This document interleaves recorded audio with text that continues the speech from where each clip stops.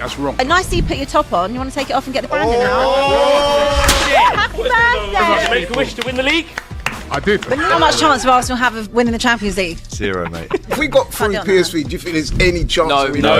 Hang on, let me finish. Predictions.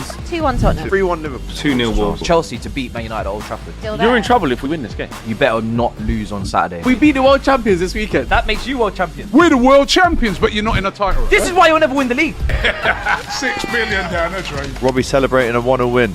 Abby Pilates instead of trophies. You never walk alone. Catch us every Monday for the weekend roundup. Let's go.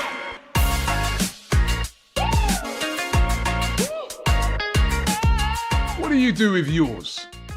I do unlimited football content.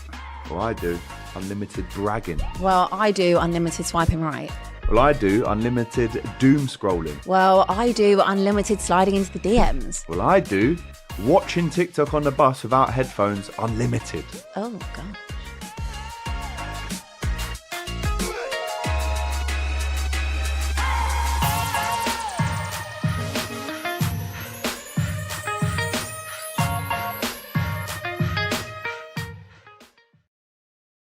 Yes, people, you heard that right. We've teamed up with Rocket Mobile to make the mobile phone plan for football fans in the UK. It's unlimited calls, unlimited text, unlimited data, and 20 gigs to use in the EU whenever you fly abroad, all for just £16 a month. So either scan that QR code on the bottom right-hand side of your screen, or if you're watching on YouTube, click the link in the live chat or the description at the end of the video to learn more about the fantastic deal and the perks, content, and other prizes you get as soon as you make that switch. Remember, as I said, QR code on the bottom right side of your screen, or click the link in the description. But we've got some things to talk about today. It's Thursday. You may have seen the fantastic cooking that Robbie got earlier on today. I was there, I was locked in, I was tuned in. And I got to say, Alex, it was a very, very good cooking. Yeah, well, listen, that's just a taster of what's potentially to come if Arsenal don't win this Premier League title. I mean, that was your entrees, your hors d'oeuvres, your starters. Just the starter. Yeah, The this start is to the actually end. the plate of like nuts that comes round before the starters. With the So if bread, you the like- bread and the olive oil. Well, that you, you I mean, get, that's, you, yeah. that's there when they take I you mean, sit we're down doing at like the table. crisps when you're waiting at the bar to go to your table. That's what we've done today. So if you want to carry on seeing that kind of stuff, just hope Arsenal throw it all away. And also, by the way, that was filmed just before we started here. Best of Enemies episode. I was sat behind the camera the entire time just watching because it was fantastic. We got also a special guest, didn't we? Couple special guests. Couple of special guests. You'll have to see who they are when it comes out. But yeah, always a good show, isn't it? Best of And Enemies. one of them possibly could have had a bit of a scuffle with Wolves fans last night. That might be someone who's Ooh. going on Best of Enemies, possibly, but as well. Allegedly. Allegedly. But as well, I've brought someone on to talk about someone who... can we call him Mikkel anymore, or is it Michael? Is it Michael? Mike. Is it Mike? Mikey. Michael a tartar sauce is what I was saying earlier on the studio. And it's not Laurie who's come in. It's not Laurie. Look, Laurie's been on live at 5 every single day this week. As soon as I actually want to talk to him I want to have a serious conversation, he's not here, so we've brought in Marty instead. Thank you very much. So basically what you're saying is Laurie has sent me in to do his dirty work and no doubt get some level of absolute abuse and cooking right here today. Rightfully About so. last night. Who? Rightfully so. I don't know rightfully so. I don't know whether I personally deserve it, but I mean, I would say it's you the do. team. Would you say? Yeah, just a few things you said across the Just season. a few yeah. things I've said, yeah. Little Okay, bits yeah, and bobs listen. that add up. It was one of them. wasn't Okay, it? okay, Isn't it? So okay. Yeah, I mean, listen, I do. No shots on target in 60% of his games. Yeah, I mean, look, he's scored some goals and he hasn't scored some goals in games. And Say that again. is it a concern? I think potentially it is, but It's got to be a concern. Like, come on. So you scored. Well, you didn't score against Wolves last time you played them. They scored all of the goals, right? Yeah. And then you like, for me, Arsenal then waltzed into the Molineux and thought, right, you bottom the league, it's cool. You score 5 minutes in. Genuinely, I think you then just clock off. okay. You score the We're opening going goal, straight into Saka this, scores, and yeah, well, it's one of the things to talk 4 about. minutes in the show. It's how I saw Arsenal play yesterday. Was that you score the early goal, and then I feel like everyone just put their feet up and was like, oh, we got the early goal, we're gonna be fine here. You then go into half time, you then go 2-0 up, get the second goal, which, to be fair to Nkapie, fantastic finish from Nkapie. Gabriel giving everyone a triple captained him, at least something to come back with. And then you score 2-1. They score a lovely goal. You don't fight back, I don't feel. You kind of just sit there and go, it's still 2-1, it's fine, it's fine, it's fine. You let them do it. Gabriel Jesus going through just 30 seconds before they scored. Gabriel Jesus was going through and he just barely even got his shot off. I do feel like Arsenal took Wolves nowhere near seriously enough and paid the price for it. Yeah, I think you make a good point there, and it was probably the lowest point of our season so far. Drawing away from home to Wolves, this Wolves team, a terrible team. It's not good enough. It's not acceptable if you want to win a title. But for me, listen, I understand the performance-wise. I've seen us play like that and get results. It was down to me to 2 errors for the goals. You know, Hincapie scores a fantastic goal down one end. Then he's kissing the badge and doing the shirts, all of that stuff, and then goes down the other end. And listen, in the Premier League, if you give attacking players, if you give players space and time, you will get punished. And that's what happened.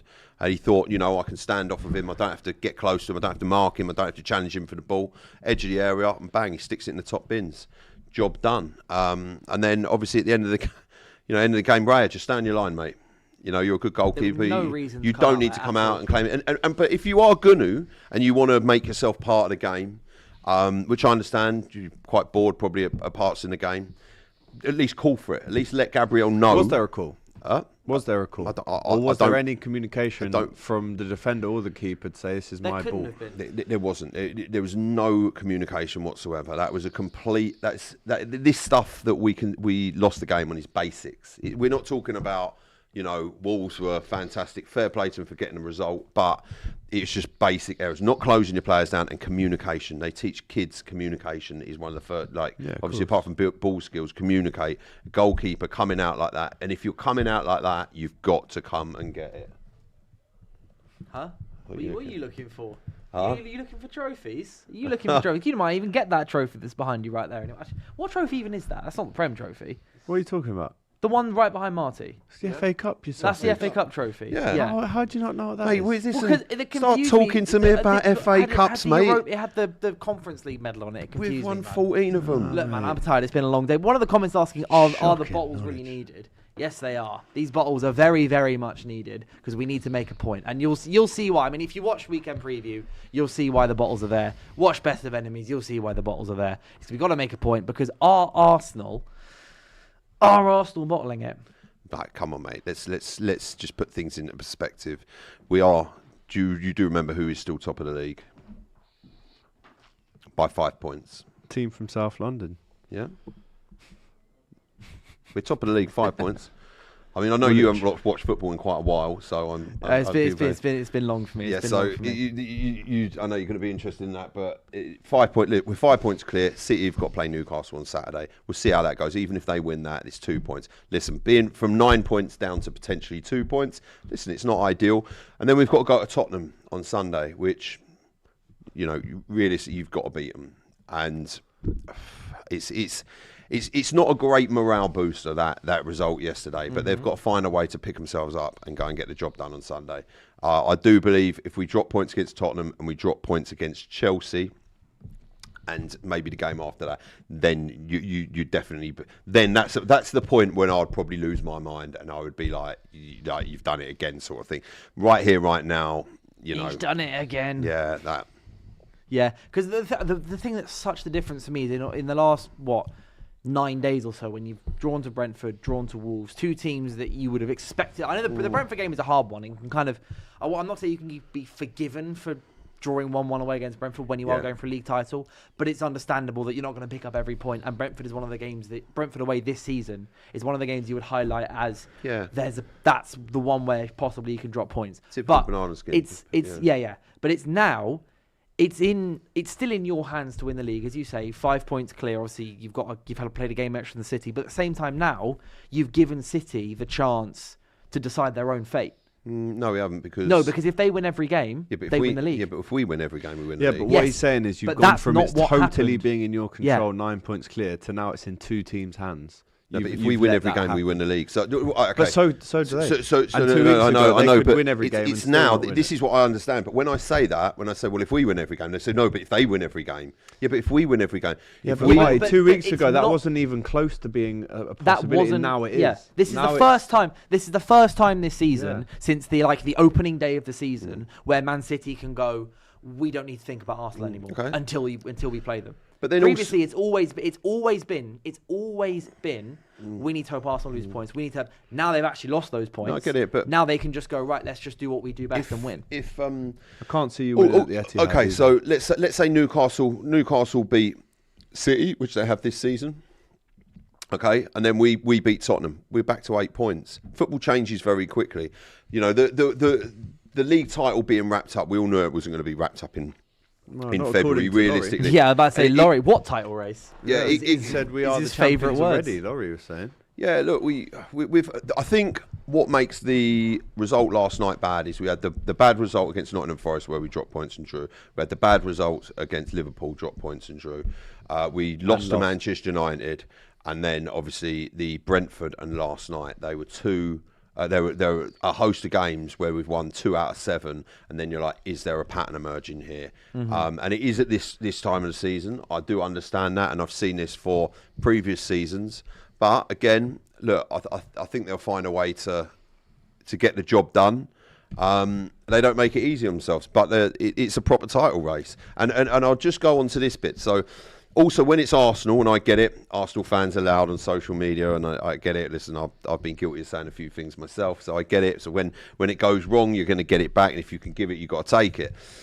But when Manchester City went away to Tottenham, and this is a terrible Tottenham team. They were 2-0 up at half time, and they were coasting. The bookies had paid out. It was done.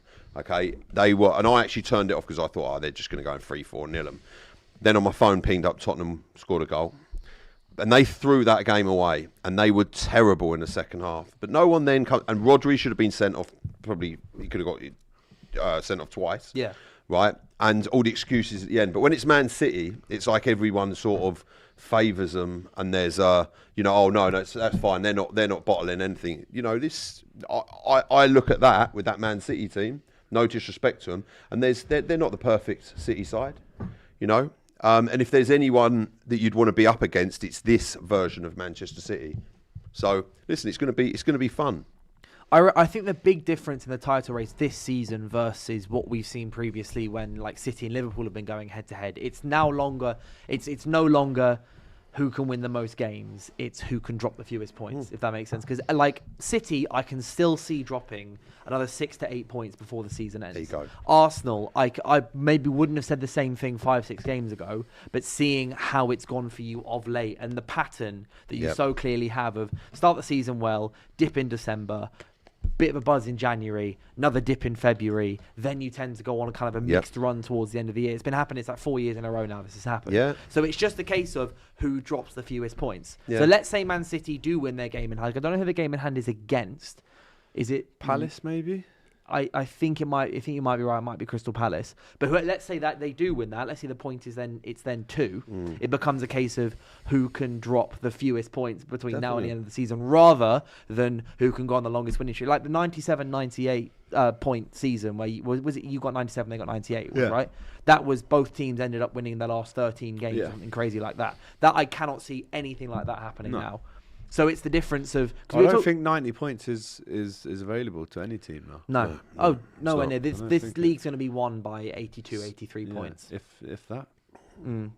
Well, I don't see it being less than that. Wow, you never know, mate. Yeah, the maximum we could get is 89 points. That's the maximum. That's if we win every single game.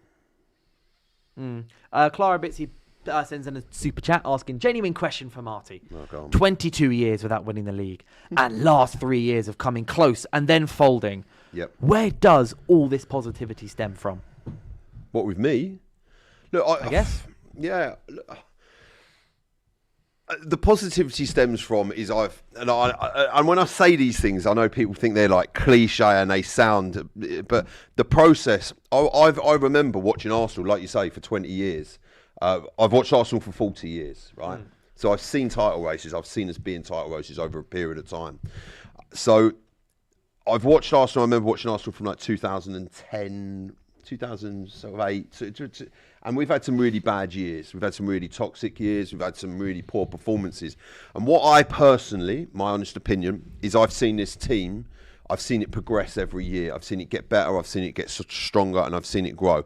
Look, with the Manchester, we haven't done it like Manchester City. They went out and listen. You don't get 115 charges against you. It's not like 5. It's not 10. It's not 20. No, it's not 20. You get them for a reason, right? Because there's some sort of something going on.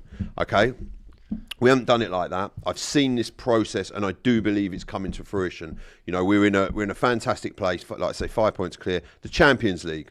Look, you can't. Bayern Munich come to us and we took them apart. I remember Bayern Munich. I remember them doing us 5-2 on each leg. 5-1. Sorry, 5-1. Look at me throwing an extra goal in. So they absolutely smashed us. I've seen years embarrassing football. I remember when you guys done us 8-2. I've been going to Anfield and getting ironed out. 5-1. Yeah, mate. Like you go 1-0 up and then just completely. That's a capitulation. The positivity comes from I see.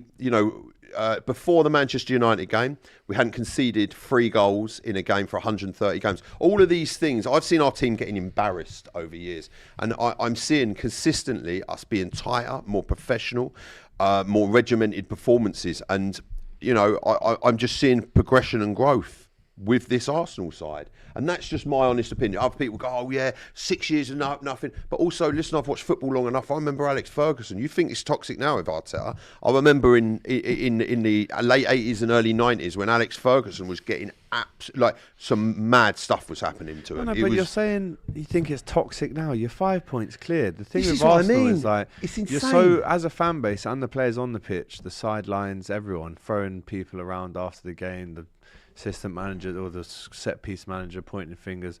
You're so visibly emotional when something bad happens that it just 9 out of 10 times it just makes you lose your head and you end up not going on to win the league. It's so mad that Arsenal fans right now, with being 5 points clear, can sit there and say what they're saying right now. What I've been seeing anyway today. It's nuts. I mean, look, everyone's got eyes, right? You look at the eye test doesn't lie. It's poor to watch, poor football.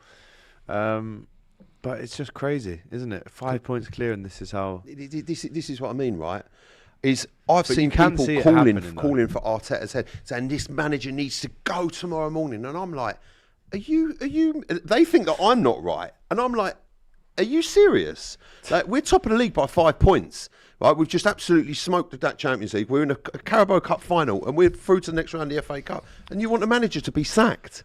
I don't get it. I don't get why it's let's go. No, but he's never going to win us anything. He's never going to get it over the line. How do you know? We're not in May yet. Like, this season hasn't played out. Let's see. Listen, at the end of the season, if we end up empty-handed, believe you me, like, it's not like I'm going to obviously get pelters from everyone, and I get it, and I understand, and I'll take that, and I'll say I got it wrong.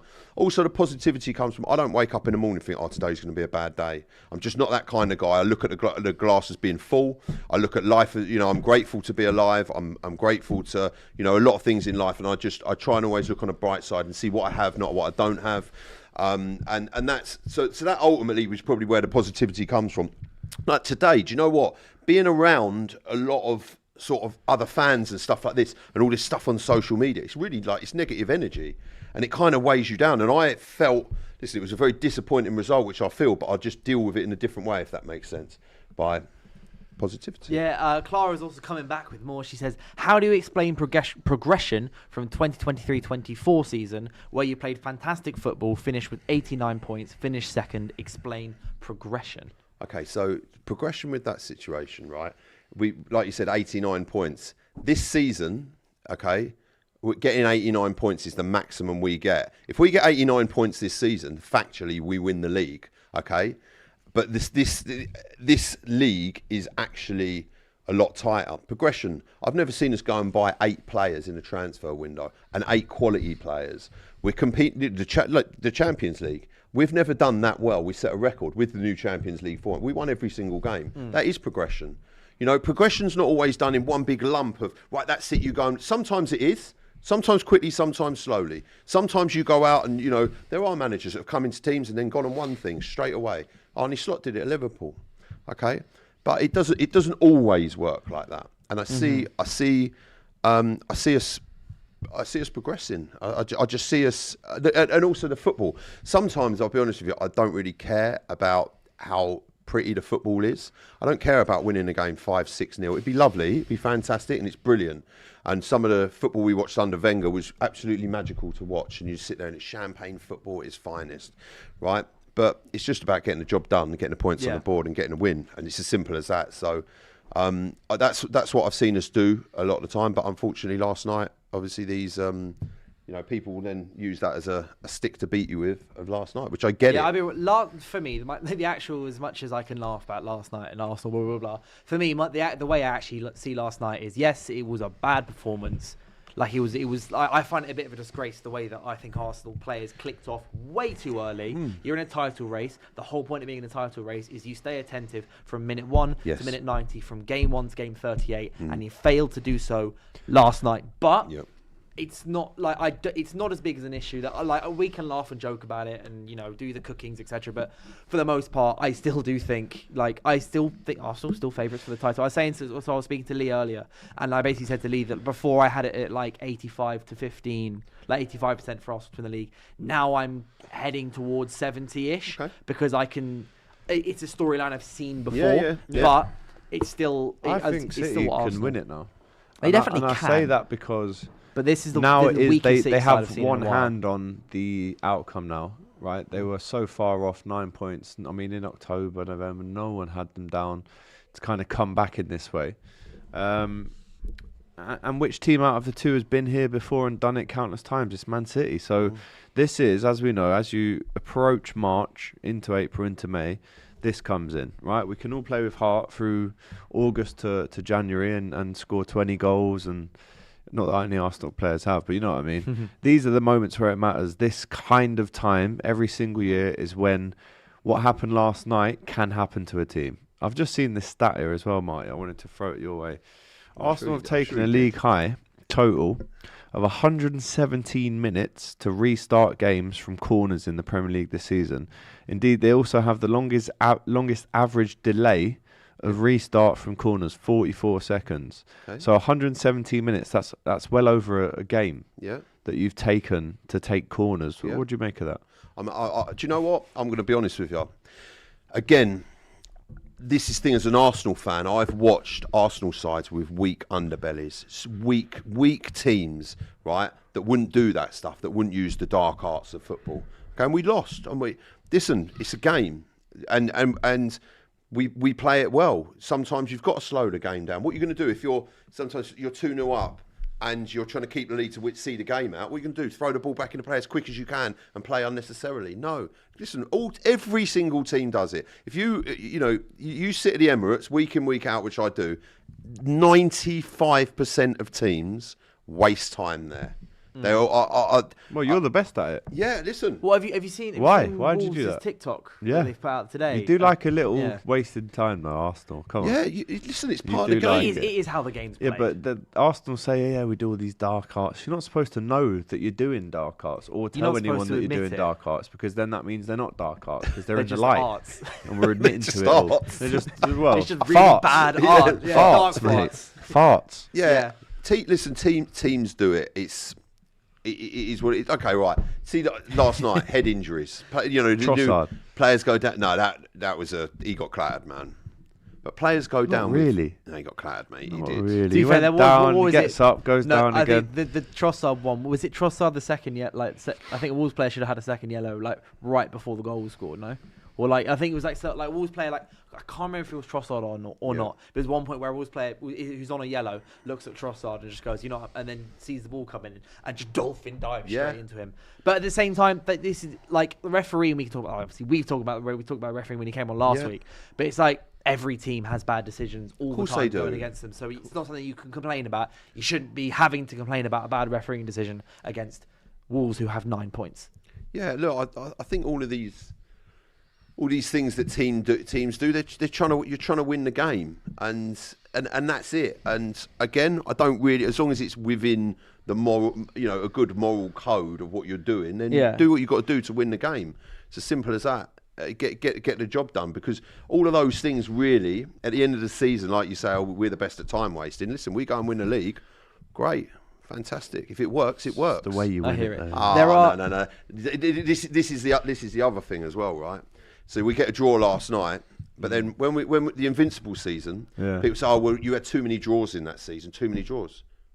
What do you mean too many draws? We won the league. We did have 12 draws that season. But this is Yeah, that exact narrative. Two We things won the can be league, true. mate. You won the league. We You won did. the league. That's a fact. Too many draws. But you There's no do such- have. That's a lot of draws, though. That's also a fact, though. So, Okay, but what's that got to okay. do with it? Okay. We didn't lose a game, and we won all the other games. So that's what I mean. Is people like use the way that narrative is said to be like, oh well, you had a load of draws. Yeah. You had a load of draws when in he that. said it. You had a load of draws in that. Oh well, we won the league. I don't care. It's a lot of draws, but I guess to be fair, it's not too many draws, because too many would have meant that you didn't win the Of league. course, I don't really care. I care about winning the league. Simple as that. That's what you remember at the end of the season. No, there are some a couple super chats. Plenty of super chats I need to read out just before if we talk about anything else. So Black Wolf first says, Nick W wants out, or is this another Ten Hag's hair sources? I think it came out that those rumours aren't true. I do think it looks bad, though, when a rumour like that circulates, even if it is true or not, and then he doesn't get hold of the penalty. And Well, wait, so what it is yeah. it came out yesterday. So for clarification, so what it is so Alex Crook, Talksport, came out yesterday, and he said that Newcastle would be willing to sell Nick Woltemade at the right price, with Woltemade reported to be unhappy at the Magpies, despite only signing for the club obviously 6 months ago. So I think the problem he might have, I think they bought it for 69 million quid. Yeah. Well, so club's going to. I mean, he's not. I wouldn't say he's one of the best. He hasn't netted for 7 games. Something along the lines of that. So Yeah. something like that. Before this year, I don't believe he scored a goal. Who? No. Woltemade. Woltemade. Yeah, he hasn't. I don't believe he scored a goal this year. So Scored an Well, own goal it's like against it's Sunderland. Newcastle willing to sell him for the right price, but is the right price not seeing what they did with Isak last year? What Is I the will, right price what I not will gonna say be? with that rumour is it does seem like this is kind of what Isak did to get out. Players or their agents now leak something like this to find a way. But also the guy's been there 6 months. Yeah. Or he got bought in the summer, whether it's 6 months or whatever. Got bought in the summer and he wants out already. I don't know how true it is, though. I can see him not being the happiest at the moment in the way that he's not playing up. Like Anthony Gordon's the one being used at striker at the moment. When Wiss has come back, and Wiss has been starting more than him. At the same time, you're 20, 21 years old.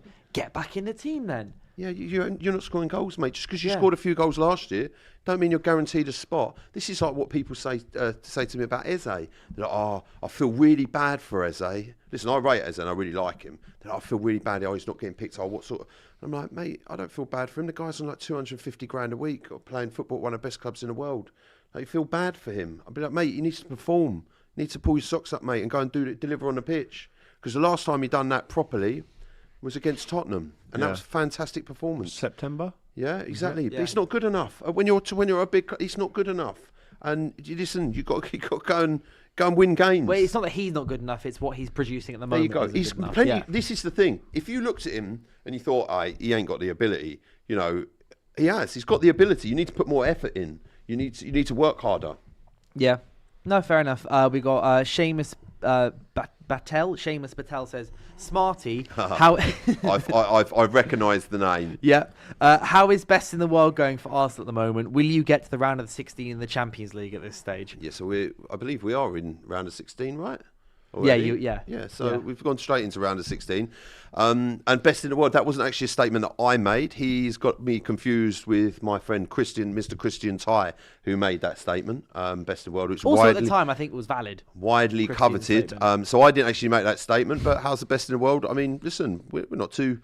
So we're far off that. We're, like I said, I don't want to repeat what I've already said earlier on in the show with where we are currently. Currently, right here, right now. Okay, one bad result last night. You can't throw away where we are if we do throw it away. So. Yeah. Ronnie Dodge says, the 11 red bottle Arsenal jobs, are they refillable? Which makes me laugh. The Blitz 81 says, if not Arteta, who? Could a new manager do an Arne Slot? Could Arsenal fans survive another rebuild? look, this is. Is that too dramatic of a question? I don't. Look, I do. I think you need a rebuild. I'll be honest, and I'm going to throw this out there. I was talking about on the Invincible podcast earlier. I do believe at the end of the season, Calafiori and Odegaard will get moved on. Do you? Calafiori? Yep. Considering how he started the season? Injuries. Reckon? He's not... Look, there's one thing. If you have the talent, that will get you in the door at the club. But if you're not available, there's no point...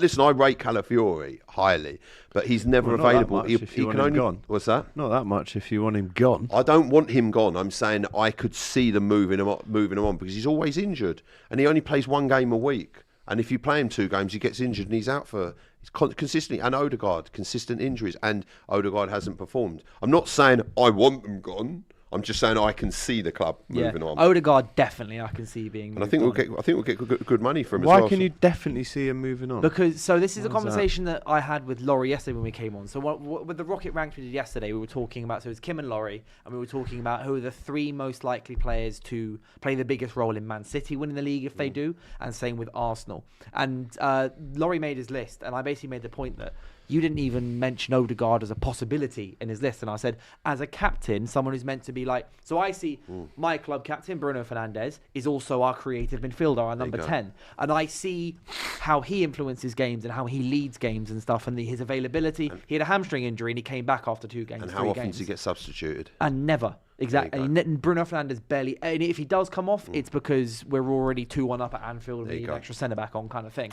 So when... I see that, and when I see other, like when Kevin De Bruyne was, I don't know if he like captain at Man City, but he was like such a main man at Man City, influencer in number 10, then I see how Odegaard is effectively a squad player or continually being play average performances or inconsistent performances or being injured far too often to be able to be playing week in, week out. You then can't have him as the club captain. So you can maybe strip him of the captaincy, but... Also, if he's unavailable and you can get good money for him, and you do have faith in someone like Eze, or you've got an idea of someone else who can come through, Ethan and Wary come through as a creative midfielder, for example, then Arsenal might just cut their losses. If Arsenal don't win the league and he gets moved on or they change captain, wouldn't that go down as one of Arsenal's most miserable kind of captain eras? Yeah, definitely. As an individual captain. Do you know what? Listen, what is it? 5 years? No his trophies performances on the pitch haven't been good enough. Why? There was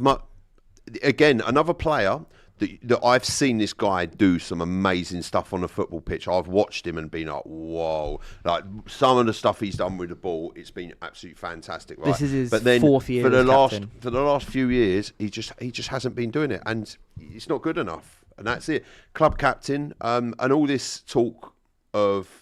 I'm not disrespecting our current club captain, but I don't like one. Imagine Keane or Gerrard or Vieira getting substituted all the time. That should be your best player. That's probably one of the last players to be substituted. Captain should be Declan Rice. We're farting around I agree. here, but I agree. That's who the captain should be. Declan he gets Rice dragged captain, off 63 minutes every Gabriel game. Vice captain, or like part of the Not good leadership enough. group. I agree. I remember saying earlier on in the season that I keep getting surprised when I see that Odegaard's captain. Imagine Stevie G throwing his armband to someone else on the 63rd minute. This is what I mean. Not happening. Yeah, I think it's crazy. That's exactly my point. And he's not been performing. So, but the rebuild. What you say about the rebuild, I think. Look, I think Mikel Arteta ain't that. He's not stupid enough to think that if he ends up this season empty-handed, I think Andrea Berta has proven that he's a bit of a. I think he will. Listen, he don't. If Arteta doesn't win a thing this season, is he sacked? Be honest. I think he will be. I don't think he'll be sacked, but I think he would leave. Isn't it crazy? They're on the edge of greatness, winning a title, but if they don't do it, the managers get. I'll be honest with you. It's a very unique situation. We're in a Carabao Cup final. We've been points ahead in the league. We're in a Champions League, winning every game, and the FA Cup. If you end up this season, and they've also gone, here you go, mate. Have the money, have the players. He's got everything. They'll be like, you've got to get this. We gave you everything. We've given you everything. You can't do the job. Which we're paying you. He's one of the highest paid managers in the Premier League. So, I think without Andrea Berta at the club, he might have got a bit more time for something. But with Andrea Berta there, I think he's a very ruthless. Well, I get the gist of he's a cutthroat guy that will make decisions, and he'll be. Let's say Arteta was to leave. I don't think it would be a rebuild. Like Nah. most of your squad is a great squad. We're talking earlier this year about do Arsenal have the most complete squad in world football? Could just need a etc. different voice You with a could- set of you- new yeah. ideas that's going to set the team out differently. Bring in a couple of players in a summer transfer window.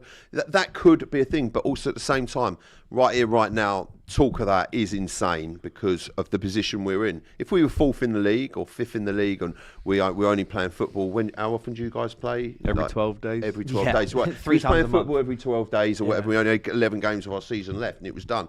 Then yeah, definitely you've got to look at that. 100%. You guys did. You made the call and you got rid of Amarin. Why? Because it wasn't good enough for a club of your stature.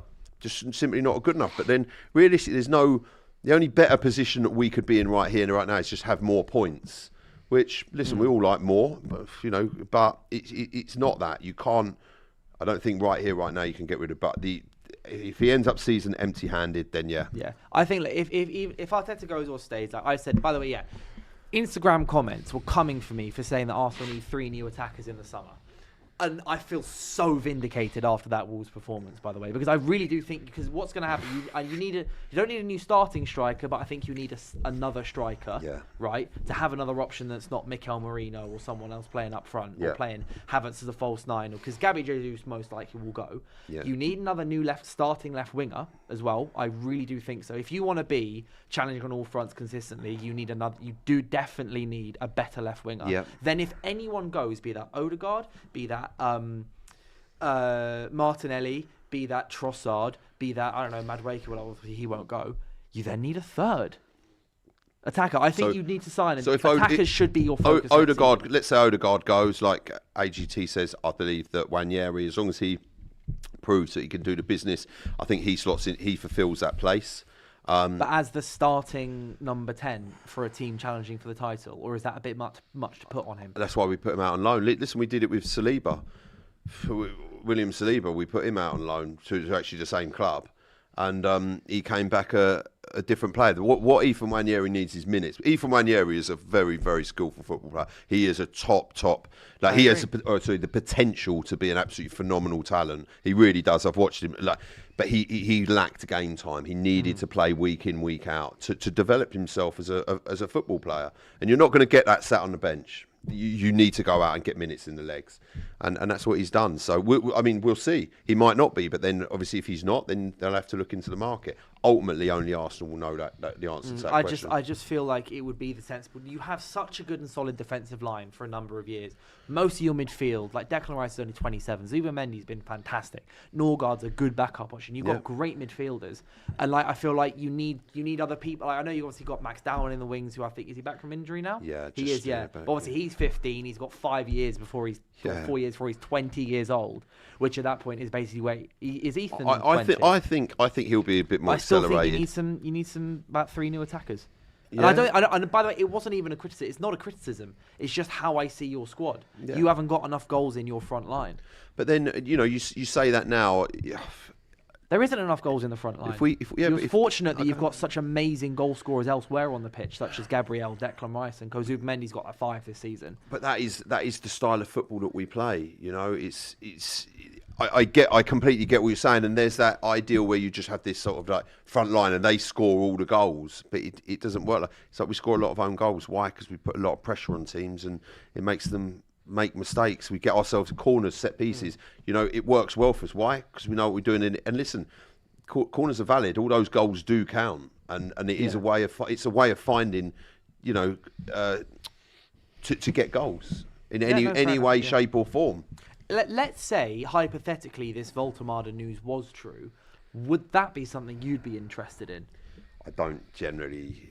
For me personally, no. There are other strikers out there that I would prefer. Such as? Look, it's a bit late now.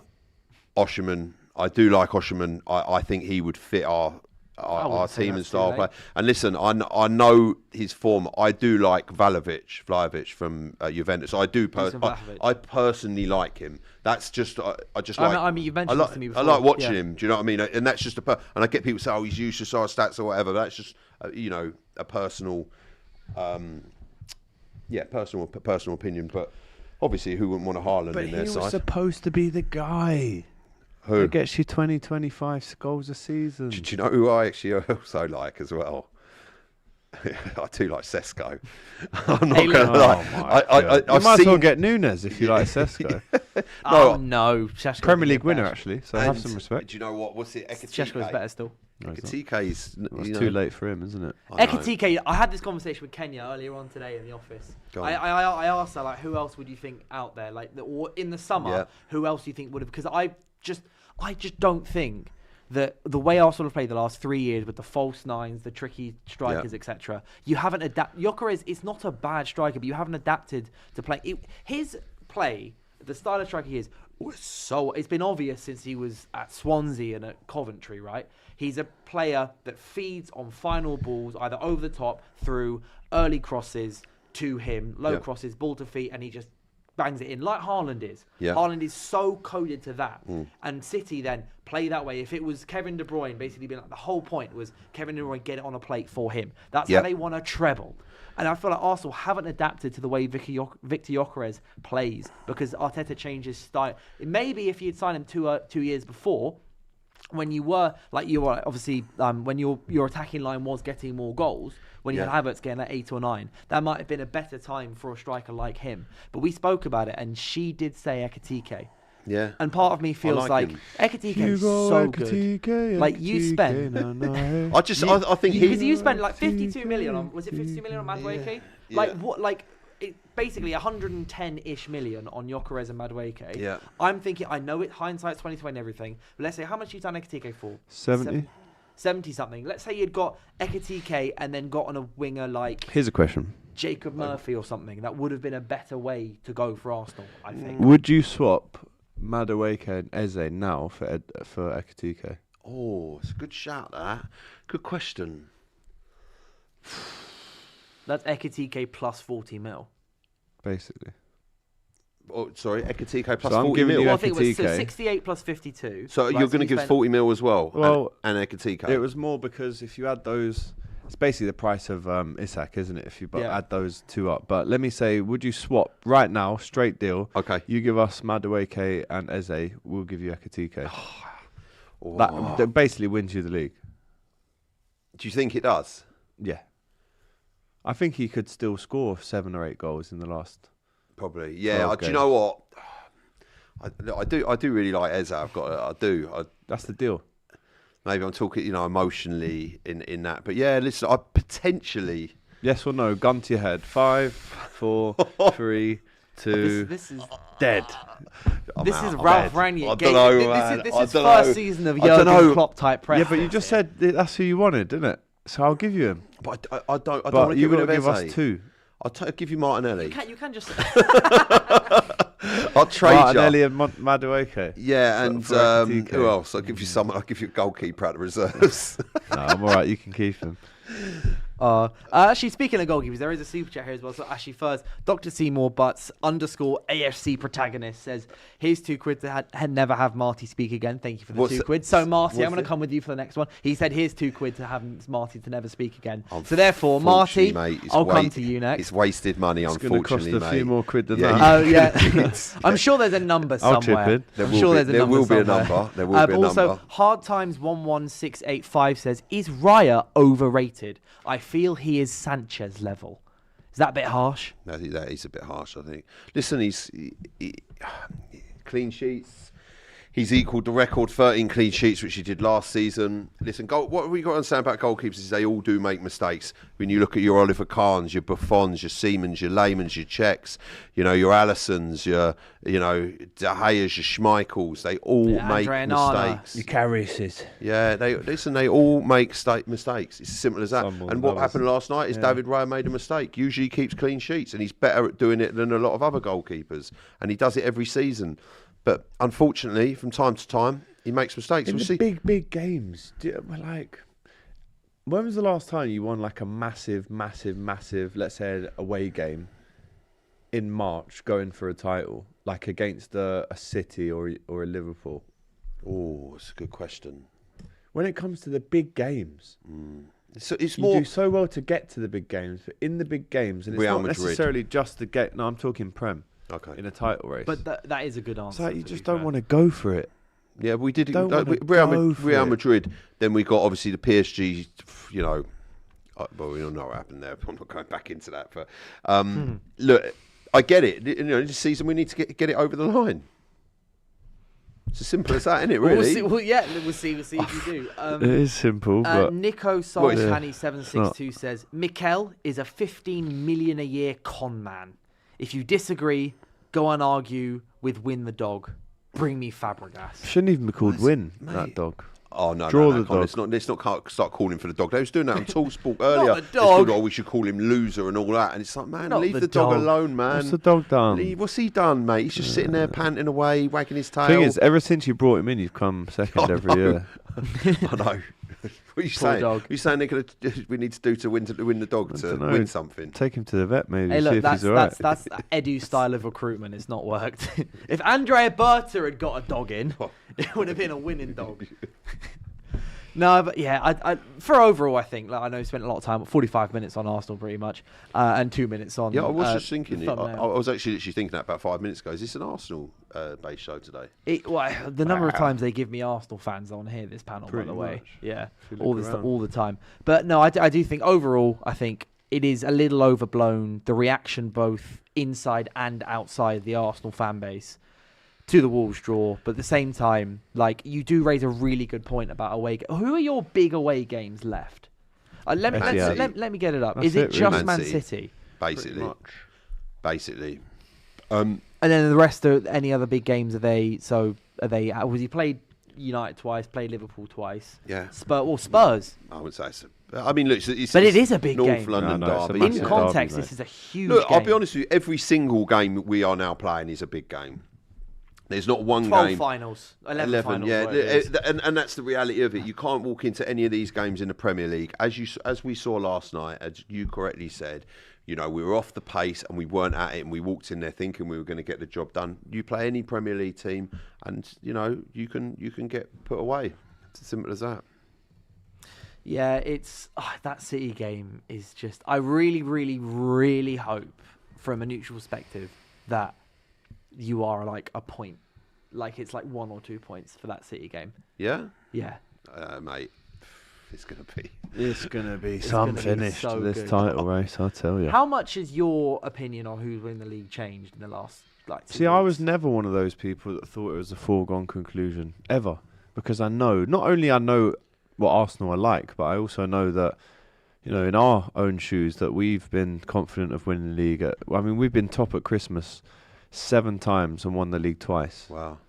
I think it's a 29% win ratio. I don't think Arsenal, because I don't think Arsenal were top at Christmas in the Invincibles. United were.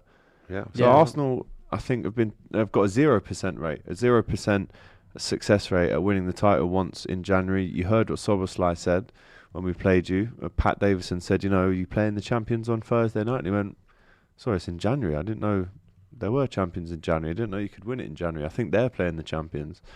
So it's just the same old adage. Can Arsenal get it over the line in February, March, April, May? I've never, like I said, thought that they were a foregone conclusion. I obviously kind of admitted defeat in the title run for Liverpool a long time ago. But with Arsenal, I always knew something like this could happen. Always. Well, because we've seen it last 3 seasons. Yeah. Well, It's I not mean, the season it could happen because it hasn't. Last season, it was Liverpool never in second place. Oh, We yeah, started true. at Yeah, first not and last just season, stayed yeah. first the whole season. So Mhm. Arsenal, man, if I was an Arsenal fan, deep down inside me, I'd be going, oh my God, it's Well, happening again. And also, if Arsenal don't win it, Paddy Power have already paid out on Arsenal winning the league. Yeah, they paid out when you were 8 clear. How much have they lost from that, do you reckon? Well, I mean, listen, if Arsenal don't win the league, like, I mean, it's a bit of a, you know, I mean, do the maths on I it. honestly don't even want to try and say a number because it's going to be. When did so they paid out everyone that bet at the start of the season that No, Arsenal yeah, win the well, I league? don't think it was the start of the season. I think it was up. There was a certain point. I think it was up to February or something like that, or bets placed after February or something like that. They paid out on something specific, and obviously, then if Man City go and win it, they have to pay out on that as well. Oh yeah, that's rough. Really But good deal, obviously, oh we're dear. sponsored by Rocket Mobile. We are. Rocket Mobile, £16 a month for unlimited data, calls, text, and 20 gigs to use it in the EU. know what you can. That's not what I was meant to say. Learn more, obviously, in the link in the description. But what we like to do is, Rocket presents Ranked. I like to rank things on this show. And Have you got Rocket Mobile? Yeah. Have you? It's great. That £16 good? a month. Yeah, well, because I go on holiday. Have you? No, I went on holiday, and so I was like, you may as well get it because it was cheaper than buying extra data to go on holiday. Because it's 30-day rolling. Oh, keep the same phone number. roaming. Yeah, so it's 20 gigs to use in the 20 gigs to use in the EU. Yeah. You having a little roam, are you? It's like international. 20 gigs to use. Love that. In the EU, whenever you Fantastic. want to for roaming. But what I want to talk about on the theme of, obviously we were talking about the Woltemade stuff earlier, regardless if it's true or not true, and I'll ask you about if that's a player that you would like. Who are, if you'd say 1, 2, and 3, ranking-wise, 3 players you'd love your club to sign from the non-Big Six teams in the summer? Like, think about what the kind of things that you want, like your squad depth, what you need. Who are some players you think that come to mind?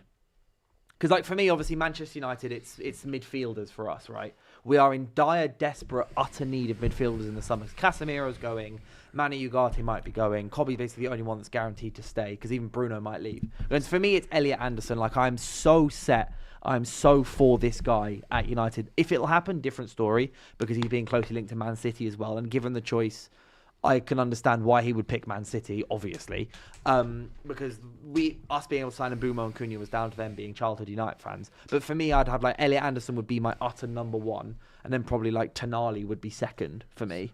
Outside the Big Six. Yeah. Are there any players? So, for example, like we talk about Arsenal's need for a possible left winger or for another number 6, So for example. that doesn't include a team that's 6th, does it? No, well, the traditional Big Six. The traditional Big Six. Oh, okay, the traditional Big Six. Do you know what, Thiago from Brentford? I hear it. I can hear it. Potentially. Yeah. Tonali.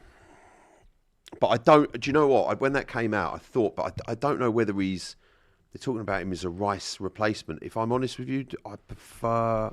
You don't need a Rice replacement, though. No, not a replacement. Sorry, you need an understudy, don't you? Yeah, there you go. But will he plays week in, week out at Newcastle? Will he? But I don't think he's like Rice in that way. Okay. Like, I think you'd play Tonali alongside Rice, not instead of Rice. And also to buy an understudy for what will probably be a 90, £100 million transfer if you were to sign him would be a bit mad. It's a good question. But I can see it adding to the DM roster if you are going for Champions League, Premier League. Nathan FA Cup Collins Co. from Brentford, I'd say. That's a very good shout. Yeah. Always I mean, liked a lot of the comments are saying Krupi, Bournemouth. Yeah. He looks a really another tiny one player. that's in that kind of Semenyo kind of bracket, as in good signing. They'll probably move him on for a lot more money. Who else? Harry Wilson from Fulham. As a free agent, by the way. We've already bought him. Well, he's at our academy. Yeah. I'd buy him back though. I think he's that good. So even buying back, he's so Aston Villa reportedly pushing for him. Bosman. Yeah, because he's a free agent in the summer. Rodgers from Villa. Yeah, that is someone who Arsenal would do Rodgers very from Villa. well. Where would you play him? Anywhere he's going to score goals. It's a good question. Because for me, that could be it's a different style of player. Definitely. That could be over Odegaard. For example. 100%. 100%. Because he looks set to play number 10 for England under Tuchel in the summer. I think he could be a potential, and like you say, a different direct style of playing, which would, I think, suit us very well. So he's a player that I like. I reckon he would suit you number 10 more than Odegaard currently suits you as an attacking midfielder. Yeah. Because he would also cover the goals that you might lose. For example, let's say Kai Havertz was to go. Yeah. Because you're talking about Odegaard, Calafiori possibly leaving through injuries. Same question has to be asked about Kai Havertz. Yeah. But let's say he was to go, Morgan Rogers would more than cover any goals that you'd lose in that scenario. Do you know also who I'd like as well is Jared Bowen? Yeah. How much do you think, Jared? Let's say West Ham go down. What do you think his price point is? I reckon you could get him for about 30. I was saying that, but and then do you think last year of his deal as well, isn't it? Huh? Okay. Yeah, because the other people, I think, who was it on the show that was saying? I can't remember who it was. I think it might have been Laurie saying that he'd think it would be more like 50, 60 million. Not if they go down. But I think if they go down, price, yeah, because everything must go. Another player from West Ham who I would really like to see, or I'd like to bring to United if they were to go down, would be Mateus Fernandes. I really, Okay. I like that Mane from Wolves as well. Mane from Yeah. Wolves is a guaranteed signing for some Premier League club, but that would be one of those. I think possibly he was quite good last night at points against you guys. But I do think that'll be maybe you sign him and then loan him, maybe either back to Wolves or back to another or like a Championship club pushing for promotion. Like that, I don't think that'll be like an instant impact, but that could be one for me. Like I think for me, I would go Elliot Anderson, number 1. Number 2, Tonali. Number 3, if we continue midfielders, Mateus Fernandes. For me, they're just so good. But actually, where was the other? Also, I know he's injured, but at the moment, but Jack Grealish as well. You'd have him? No. Some of his off-field antics aren't the best, but do you know what? I think he could bring something different that we could potentially need. On the left. Yeah, he's had some good games for Everton. And another one of the comments also mentioned Kevin from Fulham. Yeah. He Very hasn't good. done much at all, though, really, across the season, has he? Who? Kevin. He's looked all right. Bits and bobs, nothing major. You wouldn't be in your top 3, though. No, have you God, got no. a top 3? Like, considering Liverpool's needs. I like the look of that Fernandes off West Ham. I like Bowen. He's been linked to be Salah's replacement for a long time. And Nathan Collins, probably. I like Tonali. Who else is out there? You need centre-backs, and you got, like, Sanassi's a free agent. Senesi. You Yeah, do need- I you mean, do we need have got 2 centre-backs. centre. We've just bought Jeremy Jacquet from Oh, yeah, I forgot from about France, who's that. going to Yeah. be here in the summer. So he's kind of like the next Kanate. That would be like. Whereas I think 5. Leone is seen as the next Van Dijk, maybe moving through the gears. But we should have got Gahey. We should have got Semenyo. So yeah, it's not great. Yeah. What about what is the latest with Kanate in his contract? I think he's probably now closer to signing a new deal rather than not. But is that going to be something because that of his happens upturn in right at the form? end of the season? Yeah, I think they'll decide soon, later rather than sooner. But I think with his situation, Real Madrid this season have come out after his long extended run of poor form. They said even if he's for free, we don't want him. Have you ever heard of that? You ever heard that? Yeah. It's like they publicly come out and say, yes, we are now announced that we do not want you for free. Wasn't the report that they called Liverpool to let you guys know that they weren't going to do it? They weren't going to play it's any like- games. It's nuts that they've called us to tell us they don't want him even for free. But I think he stays now. I think Kanate stays now. You know, one player that I can really see Liverpool sign this summer is Adam Wharton. Yeah. I feel like so. I When think McAllister could leave this summer. well, yeah, he's been linked to a number of clubs at the moment. Yeah, and obviously he's just had a poor bout of form. I think, Definitely like, won't go out of to the- you though. There's No, I don't way. know where that report came from. That report No way. I wouldn't want to sign him anyway. Not saying that he's not a good player, but no. But I do think out of that crop of midfielders that are like definitely leaving their clubs in the summer, be like Wharton, Anderson, Belieber, and then possibly Tonali. I feel like Wharton is so Liverpool. Do you think?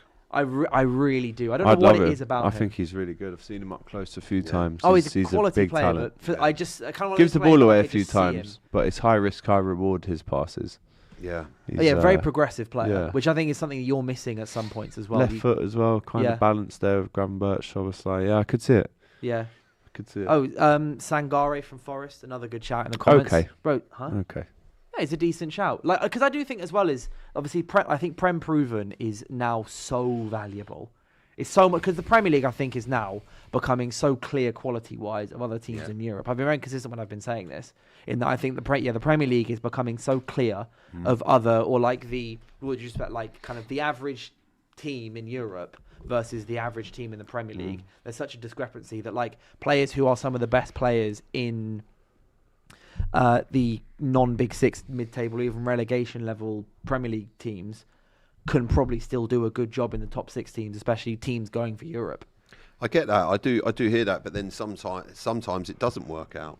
But I feel like the chances of it working Look out. at Isak. You'd think that that was nailed on. I know, obviously he's injured at the moment, but before that, yeah, he did break his leg. No, I know. Before that, I'm not talking about him being injured now. out of Before order. that, it didn't. Were you happy? Are you happy with the signs? You think you've had bang for your buck? No, obviously not, mate. Obviously, that's a silly question, isn't it? I There you think go. the injury, Not the injury. injuries. Take the injury. haven't helped. Let's rewind back to just pre-leg Well, break. pre-leg break, he scored the winner at Spurs, so I was very happy with that. Okay, but do you think you had bang for your buck No, with obviously 140 not, million? mate. Obviously right, there you not. go. So time will tell, won't it? We'll find out next season. So is one Prem of those things. proven, I get it. I hear it, but doesn't always doesn't always. It's how the player settles into the system, the club. You know, how they move over. Yeah, but like you don't have to adapt to the league. Yeah, no, I get that. Like you see how long it took like Verts to start properly adapting to the Premier League, and like us as well. Like with Šeško, he's only finally really kicking on now, 7 months after we signed him. Gyökeres, it's taken him quite a while to like. You don't have to do that adaptation. If that makes sense. But regardless, thank you guys so much for coming on, Alex and Marty. It's been a pleasure as always. In the comment section, do let me know who do you support, and also who would you like to see your club sign from other Premier League teams if you were to. Apart from that, thank you so much. I've been your host today, Dylan. I'll see you tomorrow. Cheers. Let's go.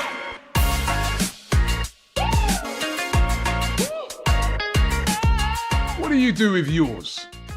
I do unlimited football content. Well, I do unlimited bragging. Well, I do unlimited swiping right.